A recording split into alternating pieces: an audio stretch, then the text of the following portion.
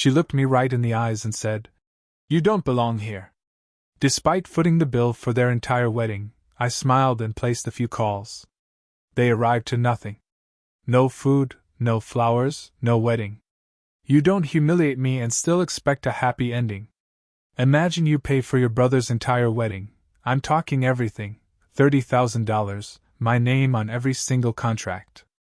Then, on the big day, his bride, the woman I thought I was welcoming into our family, looks me dead in the eye and says, "You don't belong here." She didn't whisper it either.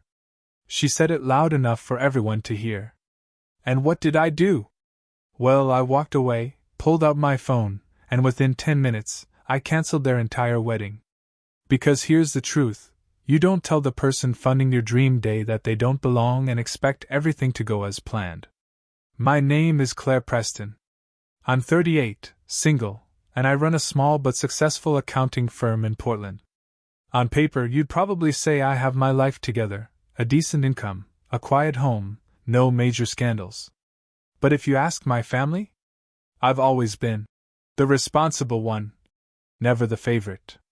And let me tell you, there's a world of difference between those two. Growing up, my younger brother Daniel was the son our family revolved around. He was the baby, the golden boy. Not particularly smart, hardworking only when he felt like it, but charming? Oh, always. Even when he forgot to feed the dog or brought home detention slips, he was met with excuses. "He's just a boy," my mother would say, laughing it off. "Let him be." "You were never like that, Claire." No, I wasn't. Because I wasn't allowed to be. From the time I was 9 and Daniel was 4, it became crystal clear. My role in the family was to accommodate, to be patient, to give way. My mother's favorite phrase? "Claire, you're older. You should know better." Whether it was letting Daniel have the last cookie, staying quiet when he broke my birthday gift, or pretending not to mind when he was praised for things I'd done first. My life became a series of quiet forfeits. A lifetime of, "That's just how families work." By high school, the gap between us was undeniable. Daniel struggled academically and socially, yet every milestone he hit was treated like a miracle. Me? I graduated with honors, got into a top university on a scholarship. My parents barely made it to my ceremony. My father had to work. My mother had a cold. And Daniel? He had baseball practice. I remember sitting in my cap and gown, watching other families swarm their kids with flowers and hugs while I smiled politely and told myself it didn't matter. It did. It mattered a lot. Still, I never said a word. That was my role, after all. Quiet, self-sufficient Claire, the one who didn't need praise, didn't need help, and certainly didn't need to make a scene. So, I buried the resentment, telling myself Daniel just needed more attention, that maybe if I kept showing up, they'd see me, too. After college, I built my own life, brick by brick. I didn't ask my parents for a dime. I worked 2 jobs, lived in a tiny 1-bedroom apartment, and eventually opened my own firm. When Daniel dropped out of college to find himself, my parents didn't blink. When he crashed his car and needed a loan, they sent him $5,000 without hesitation. I didn't ask them why I never got that kind of help. I already knew the answer. "You're the one we don't have to worry about." It wasn't until my late 20s that I realized just how deep that pattern had carved itself into me. Even in my relationships, I played the caretaker. I dated a man for 4 years, Eric, who routinely made me feel like an afterthought. When it ended, he said, "You're great, Claire. Just not exciting." And that cut deeper than he probably meant it to. Because for most of my life, I'd been taught that being stable, generous, and reliable wasn't something to be celebrated. It was something expected, and it didn't make me lovable. It made me forgettable. That breakup hurt more than I let on. What stung most was the feeling that I had lost again without even playing the game. I gave, I sacrificed, I showed up, and still ended up alone. I remember sitting on the floor of my kitchen that night, with a bottle of wine, wondering when exactly I'd become invisible to the people who were supposed to see me first. But still, I kept the peace. I called my mother every week. remembered birthdays, showed up to family events with thoughtful gifts. I asked about Daniel's job interviews, cheered him on when he landed a sales role at a car dealership, and even helped him rework his resume when he got laid off. I told myself, this is just what big sisters do. Then Daniel called, about 6 months after my breakup with Eric. I was watching the rain drip down my kitchen window, a cup of coffee cooling in my hand when his name lit up my phone. He didn't call often, usually just quick texts. So I answered immediately, expecting something casual. Instead, I was greeted with pure, unadulterated excitement. She said yes, he shouted. I blinked. Who? Madison? He laughed. We're engaged. There was a pause, brief but telling. Maybe he was waiting for me to scream, to cry with joy, to ask for details. But my instinctive reaction was to say something that felt both sincere and oddly practiced. I'm happy for you, Daniel. And I was. Or at least, I wanted to be. I met Madison for the first time 2 weeks later. She chose the place, modern, upscale, trendy. The kind of place where wine came in glasses the size of fish bowls and appetizers looked like art installations. She was polite, perfectly poised. At first glance, gracious. But there was a stiffness to her smile, a coolness in her tone whenever she turned to me. She called me Claire, with the same energy you'd use addressing a front desk clerk. Still, I made the effort. I asked about how they met, how he proposed, how wedding planning was going. Madison gave brief, efficient answers, barely disguising her annoyance when Daniel interrupted with some joke or memory. She laughed, but not with her eyes. I'd seen women like her before, polished, composed, and quietly calculating. After dinner, I offered to cover the bill. She didn't protest. Didn't even thank me. Just nodded like it was expected. Later that night, Daniel called me privately and admitted they were kind of freaking out about the wedding budget. She wants it to be perfect, he said, almost apologetically. But I just got this job, and her contract work isn't stable. We're thinking maybe we'll scale it back, or push it a year. I listened in silence for a few seconds and then, I surprised even myself. You know what? I said. Let me help. There was another pause, but this time it was heavy with disbelief. I mean it, I continued. Let me cover it. As your sister, and as someone who wants to see you happy. I'll pay for the wedding. Venue, catering, cake, photography, flowers, whatever you two want. No strings attached. Think of it as my gift. I heard his breath catch. Claire, that's... I don't even know what to say. You don't have to say anything, I told him. Just promise me one thing. What's that? Make it a day worth remembering. That's all I want. I don't need speeches. I don't even need a spotlight. I just want to be there, watching you step into the next chapter of your life. He was quiet for a moment. Then he whispered, I love you, sis. It was one of the few times I ever heard him say that without being prompted. Over the next few weeks, the logistics began. I asked Madison for her Pinterest board, her preferred color scheme, the kind of venue she wanted. She responded somewhat mechanically with links and photos, usually passed through Daniel. The few times I reached out to her directly, she was polite but curt. I chalked it up to wedding stress. I signed the contracts, paid the deposits, and made sure all vendors had my name, my number, and my email as the primary point of contact. My lawyer even helped me draft a simple clause in each contract. No transfers, no changes, no third-party interference without my written approval. Not because I expected betrayal, but because after a lifetime of being the background character, I'd learned to prepare for the unexpected. One afternoon, as we finalized the venue reservation, a beautiful estate just outside the city with lush gardens and a glass-ceiling reception hall, Daniel came by to thank me. He brought flowers, which was rare, and gave me a quiet, grateful hug. I don't know how I'll ever repay you, he said. You don't have to. I told him, meaning every word. I don't need anything except to see you happy. That's the only return I want. That was the moment I said the words that would later echo in my head louder than any argument. I don't need credit, Daniel. I just want to see you walk down that aisle and start your life. I'm not here to be noticed. I'm just here to help. And I meant it. Every word. At that moment, I believed I was doing something generous, something sisterly, something right. I had no idea that this simple act of love would be the very thing they'd used to push me out. But that realization wouldn't come until much later. At the time, all I could feel was hope, a warm, growing sense of purpose. Looking back, I should have paid closer attention to the way Madison's eyes barely met mine. The way her thank yous always came secondhand. The way her smile never quite reached past her teeth. But I didn't. I had just handed over the keys to a perfect wedding. And in return, all I asked for was a place in the room. The week after I signed the last vendor contract, I got a call from Madison. Her voice was unusually sweet, almost performative. I wanted to ask you something, she said. Something special.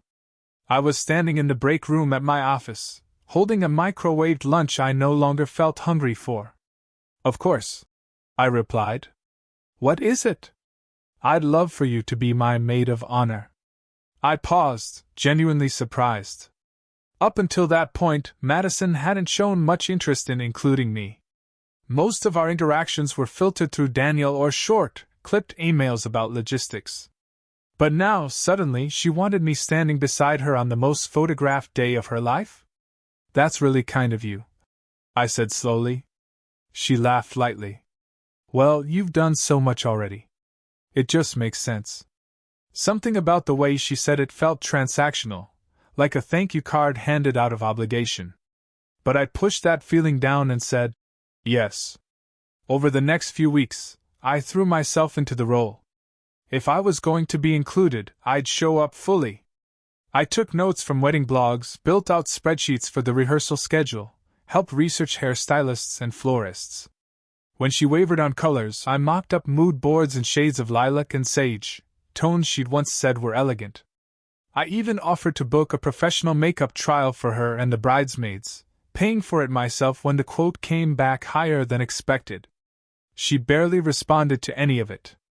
Sometimes I'd send an idea, an elegant centerpiece, a new vendor option, a sweet speech outline, and all I'd get back was a thumbs up or a flat thanks. Other times I'd find out she had already made decisions behind my back. I spent 2 hours organizing potential poses for a bridal photo shoot only to discover she had booked someone else with a completely different vision. When I brought it up to her, trying to keep my tone light, she said, "Oh, I didn't want to bother you with all the little details." I smiled and said I understood, but I didn't. Daniel wasn't much help either. I started to notice how often he avoided my calls or answered texts hours later with half-hearted excuses. "Sorry, things are crazy," he wrote one afternoon. "We'll loop you in soon," he said another time. Once, when I dropped by their apartment unannounced to drop off fabric samples, Daniel opened the door, saw me, and hesitated. Just for a moment, but it was enough. Inside, Madison was laughing on a video call with someone.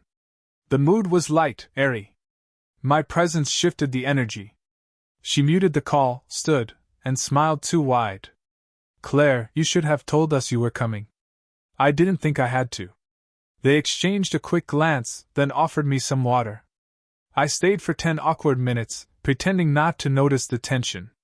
Later that night, I sat on the edge of my bed, scrolling through the bridesmaids group chat Madison had added me to. Most of the planning and decisions seemed to be happening there without my input. I saw a photo of new bridesmaids' dresses in a completely different color than what we'd agreed on. No one had said a word to me. I texted Daniel privately. "Hey, just checking. Are we still going with lilac?" The group chat says blush now. He didn't reply until the next day. "Yeah." Madison changed her mind. "Sorry, it all happened quickly."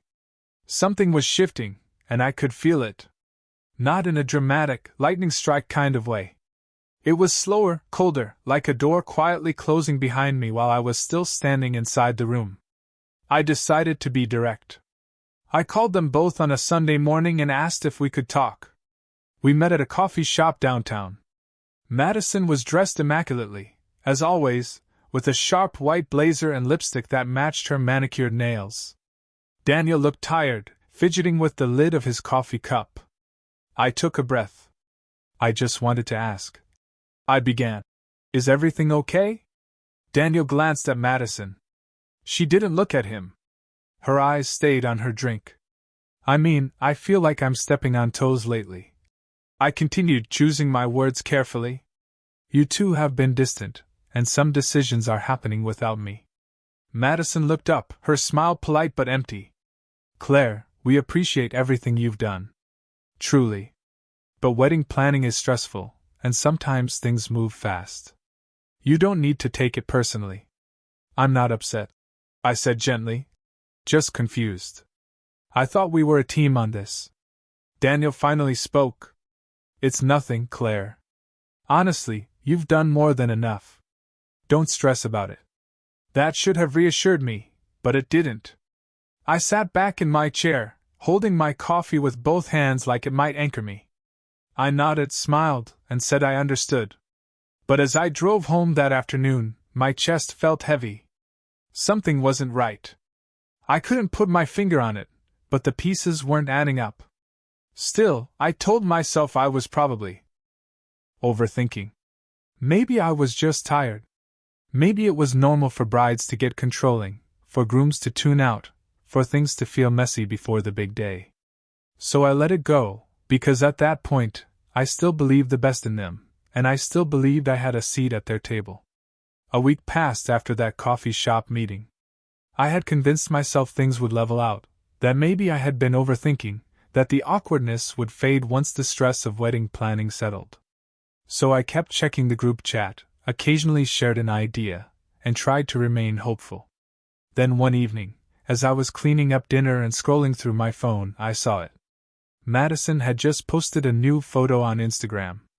It was a bright, heavily filtered selfie of her and another woman I vaguely recognized from one of the bridal fittings. They were holding champagne flutes, all glammed up, standing under a string of fairy lights. The caption read, "My maid of honor. Couldn't imagine this day without you." My hands froze mid-scroll. I read it again.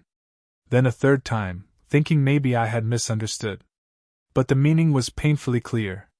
It wasn't me. No call. No message. No explanation. Replaced publicly. Quietly. As if I had never been part of it in the first place. I sat there, staring at the screen, heart pounding. I scrolled through the comments, people congratulating Madison, complimenting the new maid of honor. Not a single mention of me, not a word about the switch. I was erased without warning. I called Daniel immediately. It rang 4 times before he picked up, his voice casual, like nothing had happened.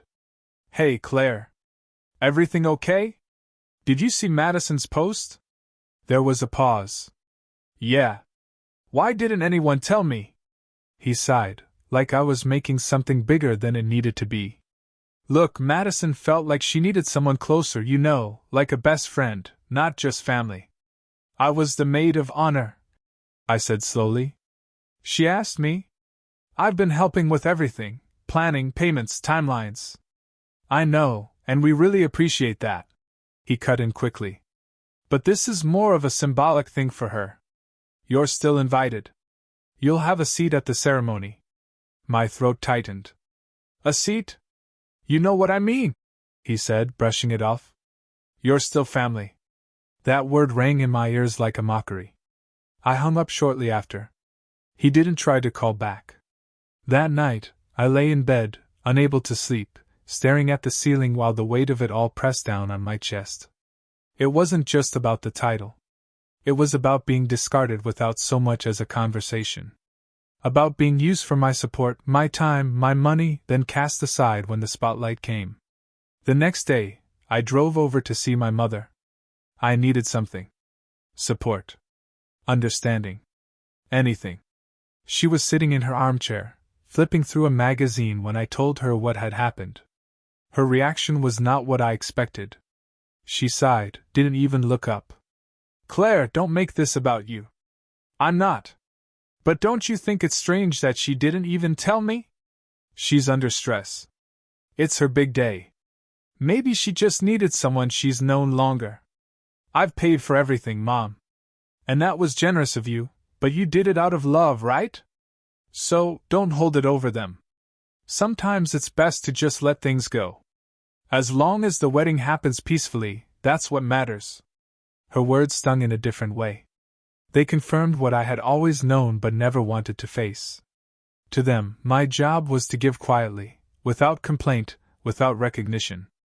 Even now, even when I was clearly wounded, I was expected to stay quiet, to be mature, to let others take the spotlight, no matter how much it cost me, literally and emotionally.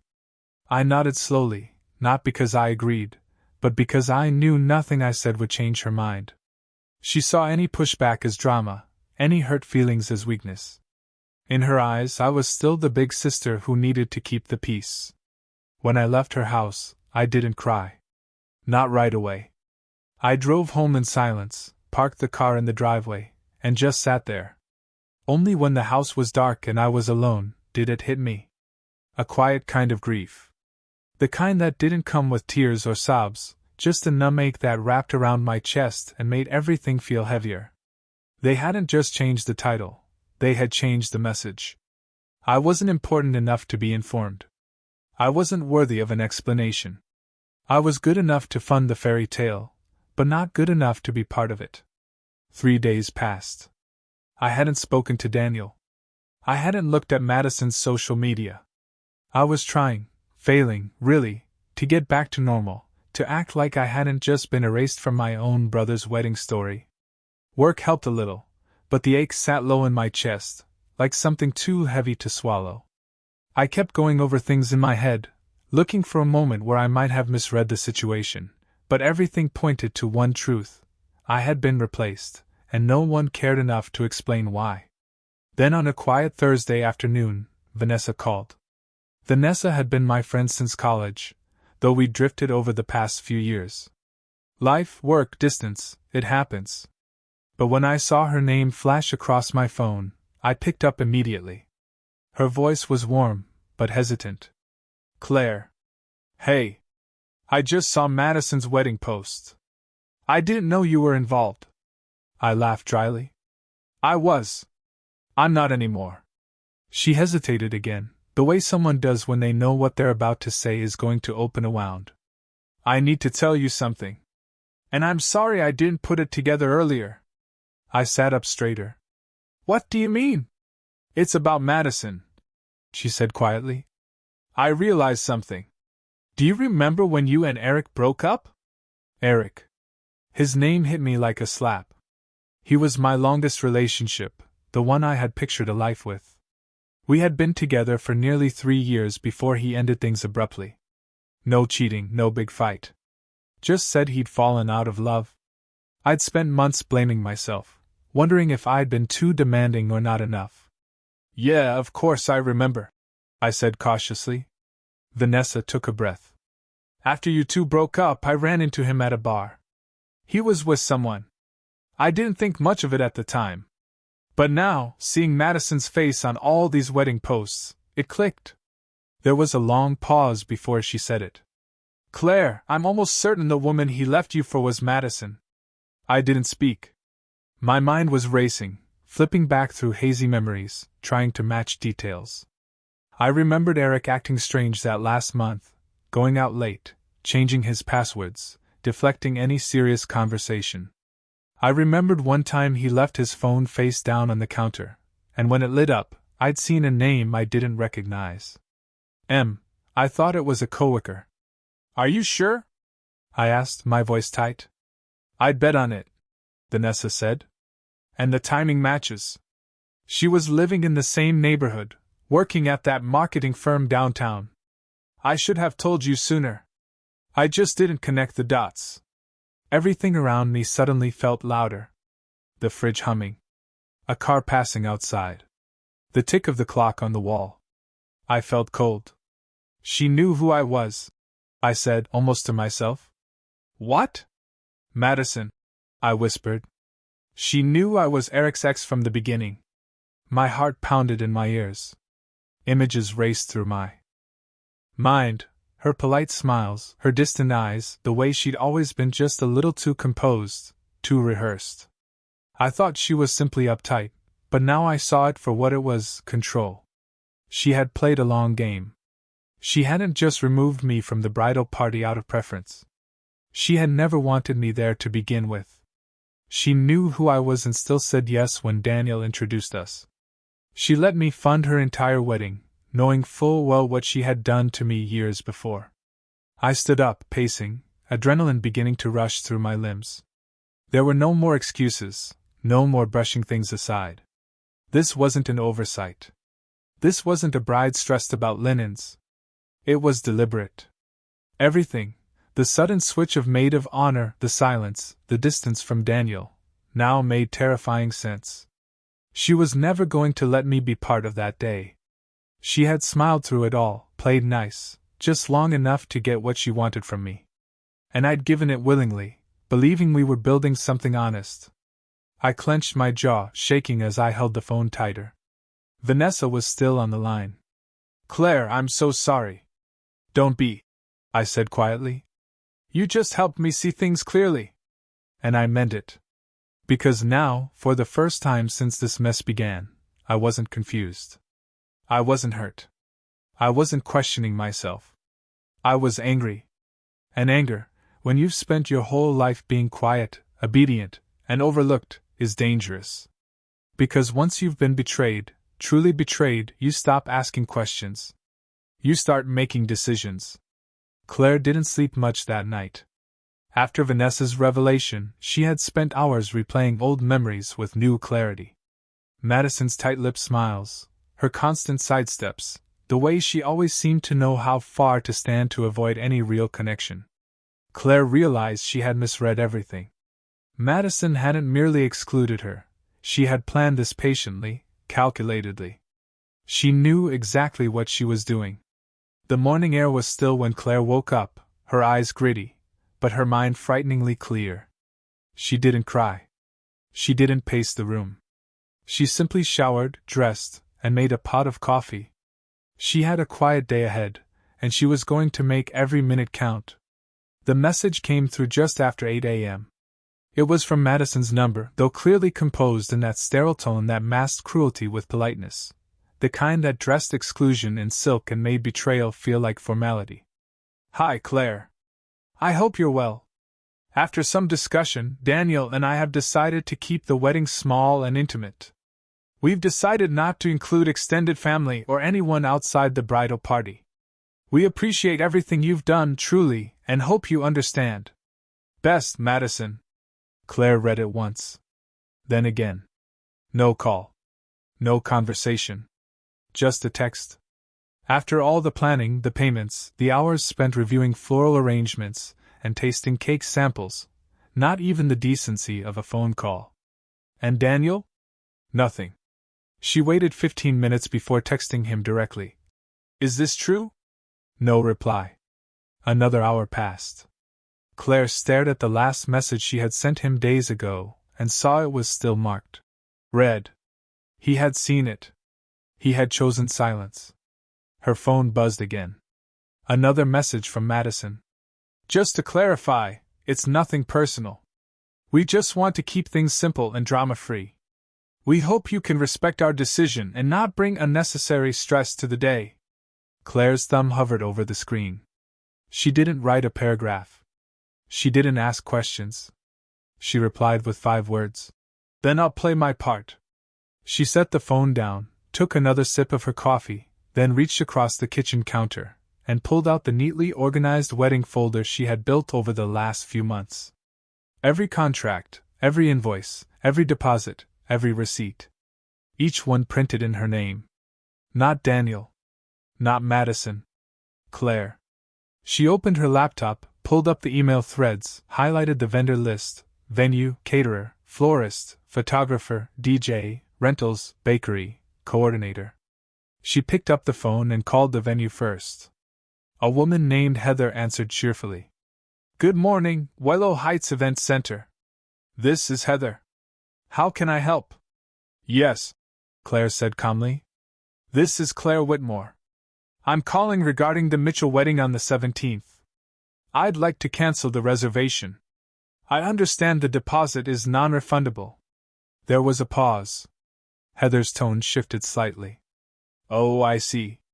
May I ask the reason? Change of plans, Claire replied.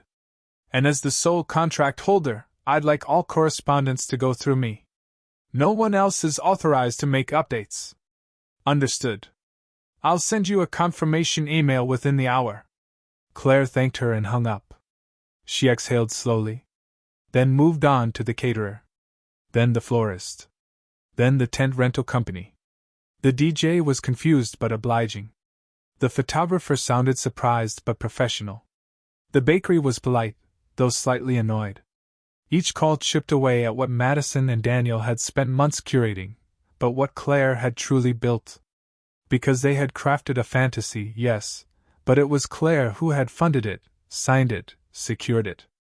And now, with a steady, surgical hand, she was dismantling it. Not with rage. Not with screaming. With precision. By early afternoon, it was done. Claire stood in her kitchen, looking over the notes she had jotted down on a yellow notepad. A dozen names crossed out. Times noted. Emails confirmed. She hadn't cried. She hadn't cursed. She had simply removed herself. And in doing so, she had removed everything else. They wanted her out of the picture. So be it. She would erase her presence so thoroughly, they'd feel the cold of her absence like a windstorm. Because there's something people forget about the quiet ones. We don't explode. We don't perform. We calculate. And when the time comes, we make sure silence hits louder than any scream.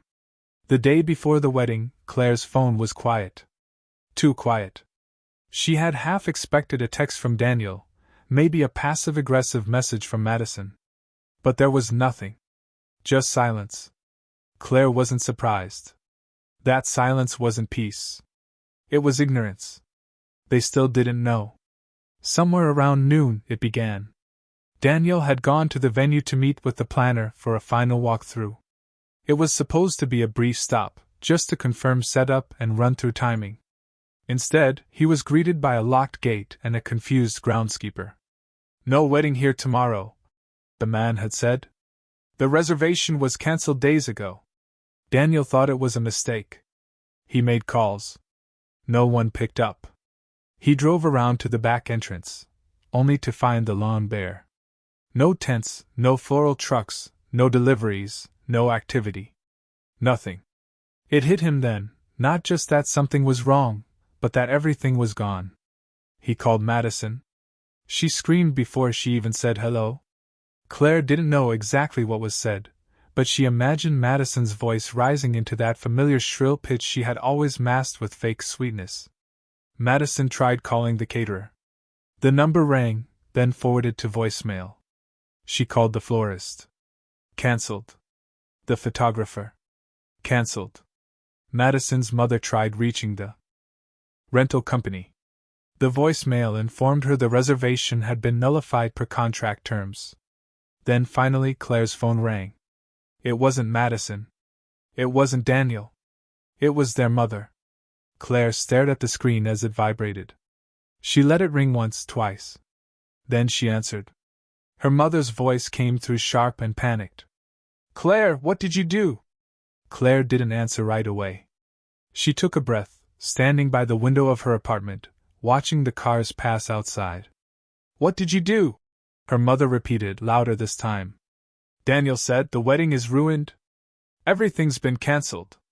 Are you behind this? Claire's voice was steady. Calm. Almost too calm. You should ask the people you chose to defend instead of me. Her mother paused. Claire, this is your brother's wedding. Claire's voice dropped an octave. Yes, the one I paid for. The one I was uninvited from. You're overreacting, her mother hissed.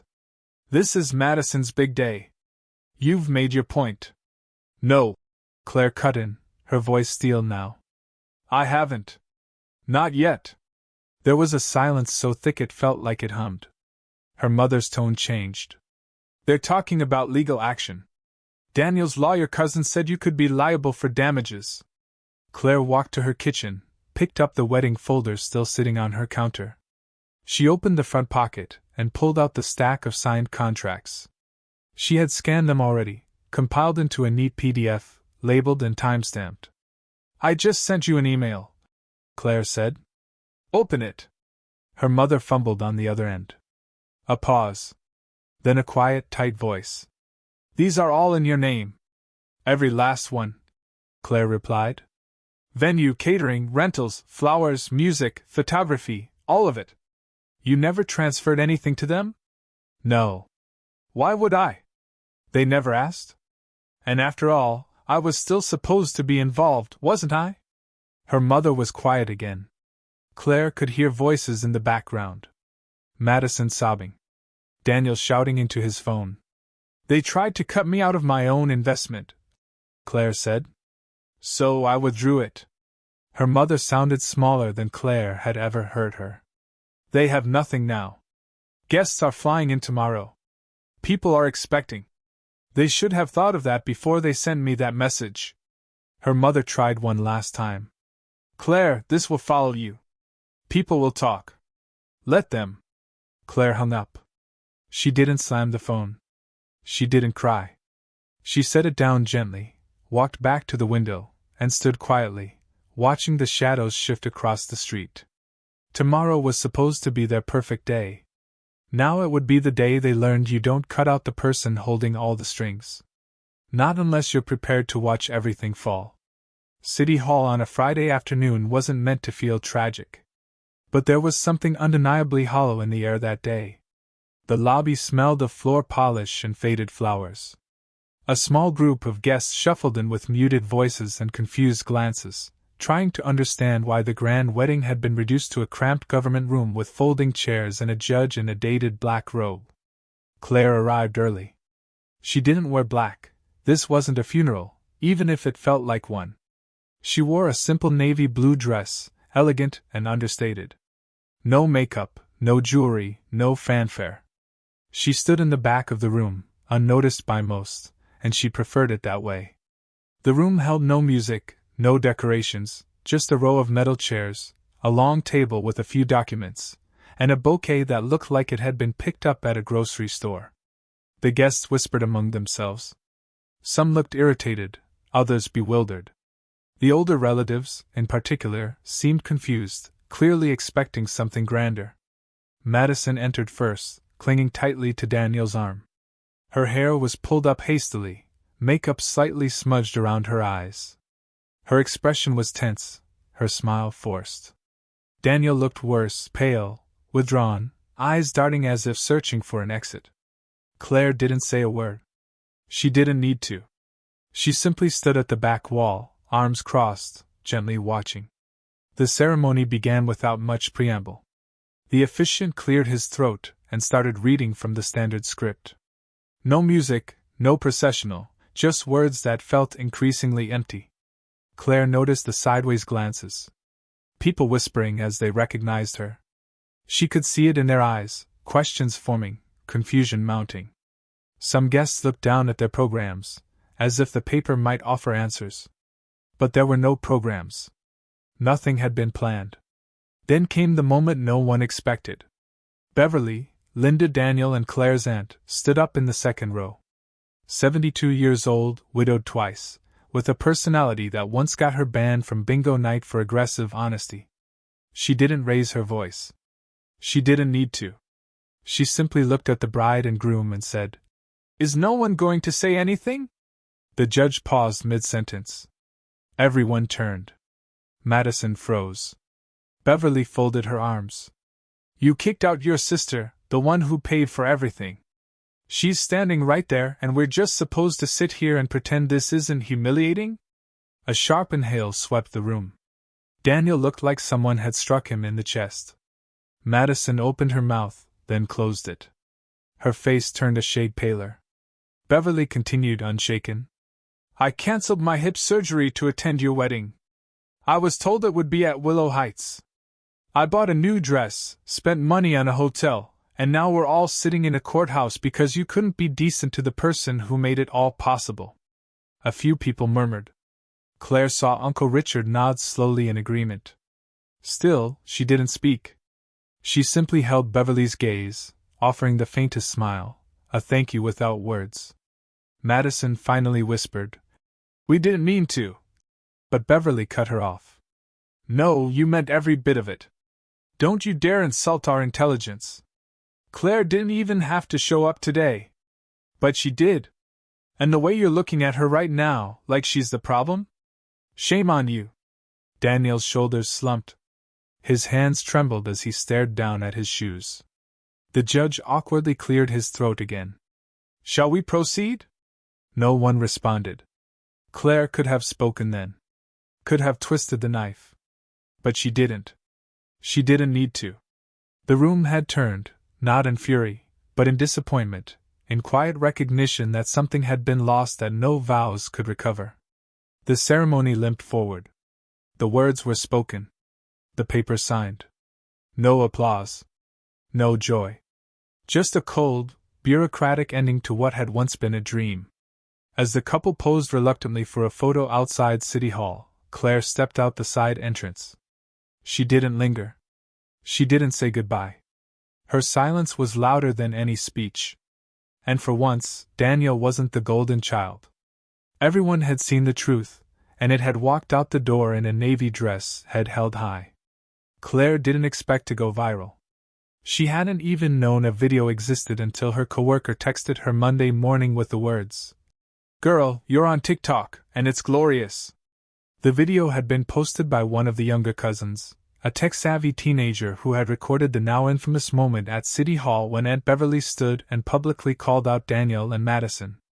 The footage was shaky, taken from a phone clutched too tight in nervous hands, but the audio was crisp. Beverly's voice rang. "Clear. You kicked out your sister, the one who paid for everything. She's standing right there, and we're just supposed to sit here and pretend this isn't humiliating?" By the end of the clip, you could see Daniel's pale face, Madison's frozen smile, and Claire standing silently in the back, eyes steady, expression unreadable. The video took off overnight. At first, a few hundred views, then thousands. By the end of the day, it had surpassed 250,000. By midweek, it had over 2 million views and was being reposted across platforms with hashtags like #KarmaFail, #OurSponsorSister, and #CityHalldrama. And the comments? Brutal. Unrelenting. And entirely on Claire's side. "Imagine not inviting the person who paid for your wedding. I'd cancel it too. She paid for everything and got kicked out. Nah, I'd burn it to the ground. Justice for Claire. The bride looks like she's about to cry because Karma showed up in heels." Even major creators began stitching the video, reacting with outrage, support, and disbelief. A family therapist did a breakdown on the dynamics. A lawyer explained how Claire had every legal right to cancel. A popular financial influencer praised Claire's restraint, calling it the quietest, coldest revenge and the most deserved. Madison's social media turned into a war zone. Her Instagram, once carefully curated with filtered photos and cheerful captions, was flooded with angry comments and sarcastic emojis. She tried turning off comments, then tried making her account private, but the internet doesn't forget. Screenshots circulated anyway. Her follower count began to drop. Brands she'd hoped to collaborate with quietly ghosted her. Even friends from her bridal party unfollowed her publicly, one of them captioning their action with, "Can't stand behind that kind of behavior."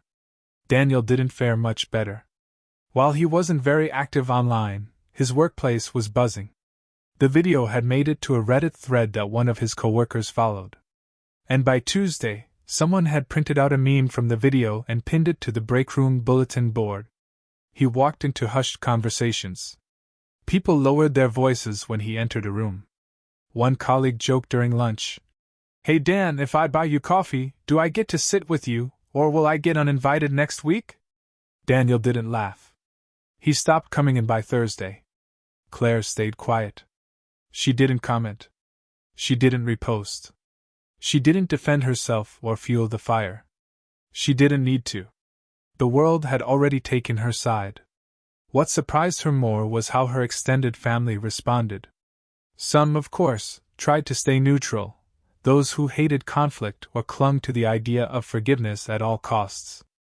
But more and more began reaching out to her directly. Aunt Jean left a voicemail.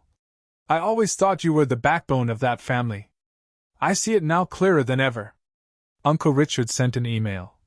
"If you ever throw your own party, I want an invitation, and I'm bringing my checkbook." Even her father, stoic, difficult, rarely expressive, called one evening.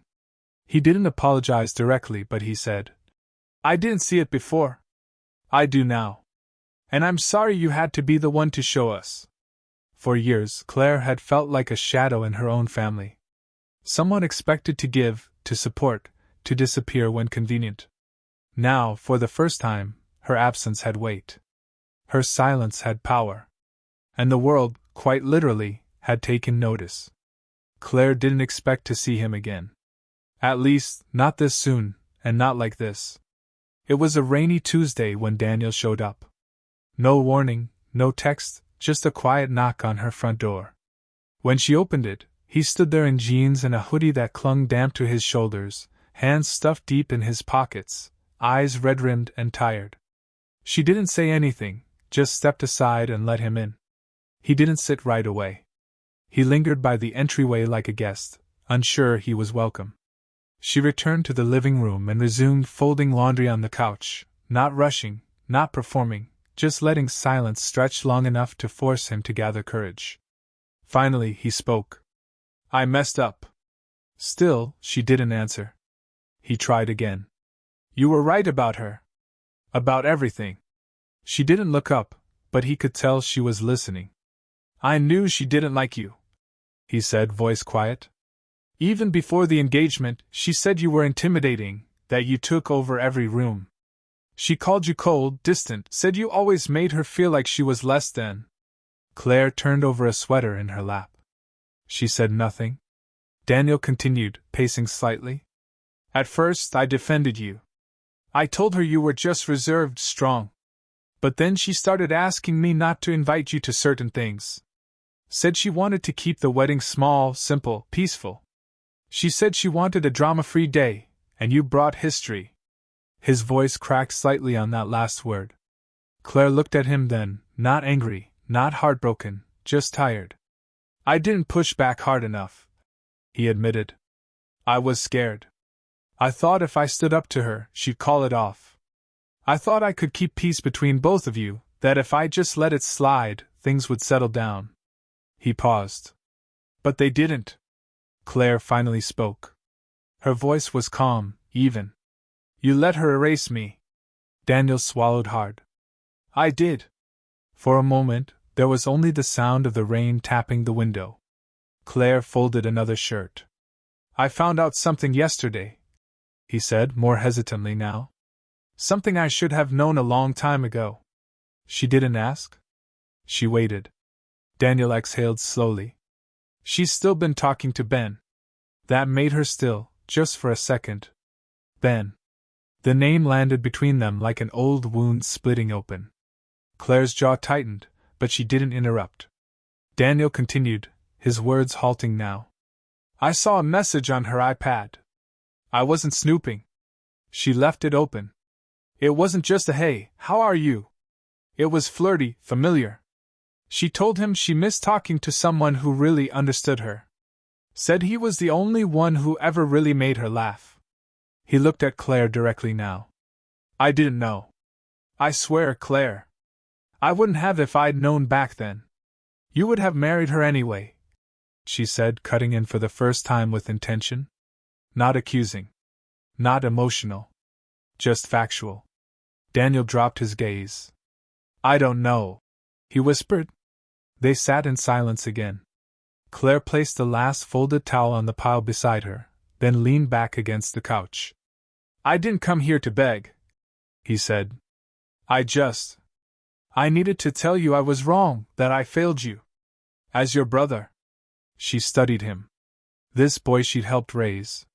The boy who used to beg her to check under his bed for monsters. The man who had become a stranger to keep the peace with someone who couldn't even keep loyalty straight. Finally, she said, "You knew how much he meant to me." "I did," he said, eyes shining. "And I let her into our family anyway. And then I helped her push you out of it." He rubbed his face with both hands, ashamed. "I don't deserve forgiveness, but I didn't want you to hear about Ben from someone else." Claire nodded once. It was not forgiveness, but it was something. He stood then, not expecting to be asked to stay. "I won't bother you again. I just thank you for telling the truth when no one else would." He turned toward the door, then stopped. "She never deserved what you gave her, but I did. And I threw it away." Claire remained seated, still and calm. And when the door clicked shut behind him, she closed her eyes for just a moment. Not to cry, but to breathe. Not everything broken needed to be fixed. Some things only needed to be understood.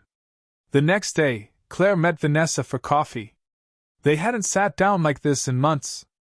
Not since before all the madness, before Madison and Daniel's engagement had thrown a quiet grenade into Claire's already strained family ties.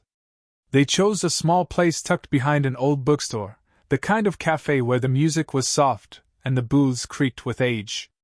Vanessa ordered chamomile. Claire didn't order anything at all. She stared at the steam rising from Vanessa's cup and said quietly, "I knew." Vanessa looked up. "Knew what?" Claire's voice didn't waver. "That Madison was the girl Eric left me for. I knew it months ago." Vanessa set her tea down slowly. "You never said a word. My mother would have told me to let it go. Madison would have played innocent. You've seen it before. How many times have I spoken up only to be told I was overreacting?" Vanessa didn't respond. She knew it was true. Claire leaned back in her seat, looking older than usual. Not in a tired way, but in a way that made it clear she'd been carrying things for too long. "I didn't cancel the wedding because of what she did to me in the past. I canceled it because they didn't even ask why I walked away. They never wanted to hear it. They just assumed I'd take it, like always." There was a long silence between them, heavy, but not uncomfortable. Claire continued softer. "Now, I wasn't trying to ruin their lives. That's not what this was. I wasn't out to humiliate them. If anything, I was done pretending they didn't already humiliate me." Vanessa's eyes narrowed. "So, this wasn't revenge?" Claire shook her head. "Not in the way people think. I didn't cancel to get back at them. I canceled to stop enabling them. There is a difference." She folded her arms and exhaled deeply. "I've spent my life giving people the benefit of the doubt. Letting things go. Making excuses for everyone but myself. I watched my own brother shrink away from me just to keep the peace with a woman who didn't even try to hide her contempt. And I let it happen." Vanessa leaned in, her voice low. "But when you found out she was still talking to Ben, why not tell him?" Claire looked out the window. "Because Daniel doesn't learn from warnings.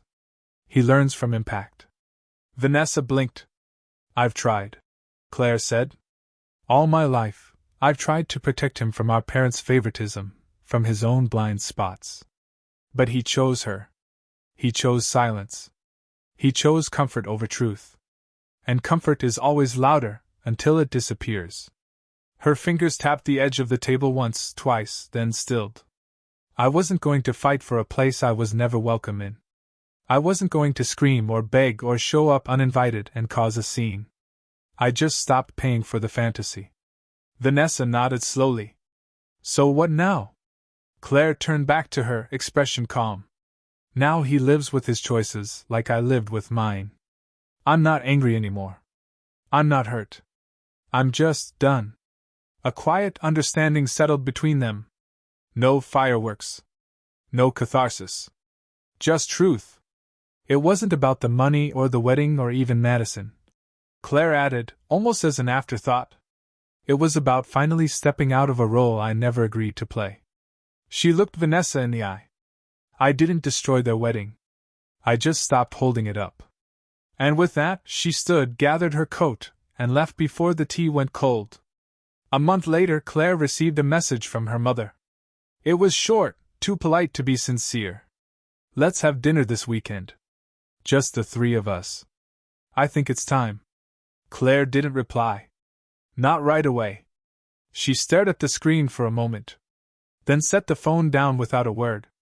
The last time she'd sat at a dinner table with her mother and Daniel, she had been asked to stay quiet, to keep the peace, to let them have their moment. That moment had passed. News of Daniel and Madison's separation had made its way through the family grapevine. The wedding disaster had been only the beginning. What followed, arguments, blame, old truths resurfacing, had torn apart the image they had so desperately tried to build. Apparently, Daniel had moved out. Madison had gone silent. No public posts, no couple photos, just absence. It was a quiet collapse. No screaming, no declarations, just a slow erosion of something built on pretense and pride. Claire sat on the porch of Vanessa's house that evening, a glass of water in her hand, watching the sky shift to a burnt orange. Vanessa joined her, settling into the wooden chair with a quiet sigh. They're not doing well, Vanessa said softly. I know, Claire answered, not turning her head. You're not angry? No, Claire said. Not anymore. Vanessa looked at her carefully. You still haven't seen your mom. She invited me to dinner. And Claire let out a small, almost amused exhale. I'm not going. Vanessa raised an eyebrow. You sure? Claire nodded. For the first time in my life, I don't feel like I have to earn my seat at that table. And I don't feel guilty for walking away from it either. There was something settled in her tone. Not bitter, not triumphant, just steady. The kind of stillness that only comes after a storm so loud it leaves nothing but clarity behind. Vanessa reached out and gently touched Claire's hand. I'm proud of you. Claire smiled, a soft, private smile. You know what I realized? She said after a long pause. I spent years trying to be accepted by people who had already made up their minds about who I was. I thought if I worked hard enough, gave enough, stayed quiet long enough, eventually I'd be enough. And now I know I was never the problem. Claire said simply. They sat in silence after that, listening to the cicadas hum through the trees. The kind of silence that doesn't need filling. Later, as the sun dipped low and the evening air cooled, Claire said goodbye to Vanessa and took the long way home. She parked her car near the park at the edge of town, a quiet place with winding trails and wide oak trees.